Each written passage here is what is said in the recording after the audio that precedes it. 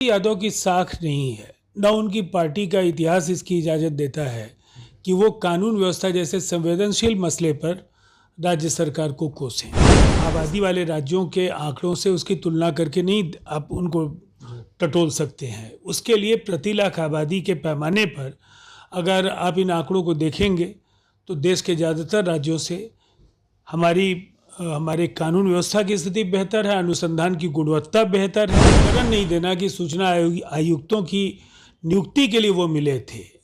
बार बार अफवाहों को वो प्रोत्साहित करते हैं इसलिए कि वो गठबंधन में दरार डाल करके एक बार फिर से सत्ता की मलाई खाने का उनको मौका मिले। नमस्कार, न्यूज़ फाउंडेशन देख रहे हैं आप। मैं हूं आपके साथ धीरज सिंह। नेता प्रतिपक्ष तेजस्वी यादव बिहार के कानून व्यवस्था को लेकर लगातार सवाल उठा रहे हैं। हमारे साथ जेडीयू के राष्ट्रीय प्रवक्ता राजीव रंजन प्रसाद जी। सर, आज पटना में सुबह सुबह बीजेपी के एक नेता की हत्या हो जा रही है। तेजस्वी यादव ये दावा कर रहे हैं कि सत्ता के संरक्षण में ये हत्याएं हो रही है बिहार में।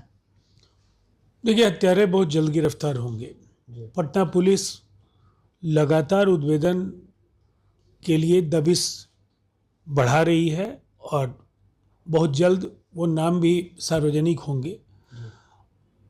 मैं इतना जरूर कहना चाहूँगा, तेजस्वी यादव की साख नहीं है, न उनकी पार्टी का इतिहास इसकी इजाज़त देता है कि वो कानून व्यवस्था जैसे संवेदनशील मसले पर राज्य सरकार को कोसें।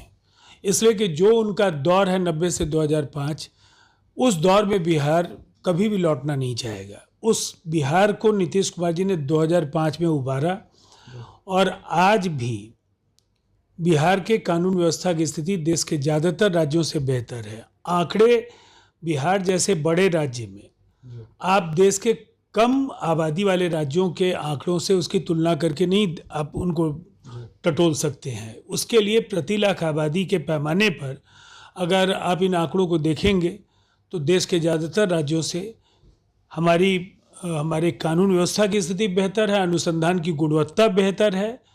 बेहतर तरीके से हम तार्किक परिणति पर मामलों को पहुंचा पा रहे हैं। जी, तेजस्वी यादव ये भी कह रहे हैं कि सीएम से बिहार संभल नहीं रहा, वो केवल इधर उधर की बात करते हैं, कहाँ रहना है इसकी चिंता वो ज़्यादा करते हैं। देखिए, सत्ता के लिए फिर क्यों लार टपकाते रहते हैं? बार बार नीतीश कुमार जी और लालू जी की कभी डॉक्टर्ड वीडियो डलवाना, कभी संवैधानिक प्रक्रिया के संपादन के लिए नेता प्रतिपक्ष के हैसियत से नीतीश कुमार जी से मिलना और उस पर स्पष्टीकरण नहीं देना कि सूचना आयुक्तों की नियुक्ति के लिए वो मिले थे।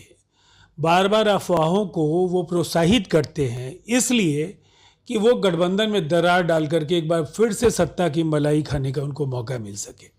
देखिए, अब ये अंगूर खट्टे हैं, उनको पता है कभी भी नीतीश कुमार जी उनको अपने साथ लेकर काम करने के लिए तैयार नहीं होंगे और इसीलिए ये बदहवासी और बौखलाहट की जुबान है। एक सवाल है सर कि बक्सर से लोकसभा सांसद है सुधाकर सिंह।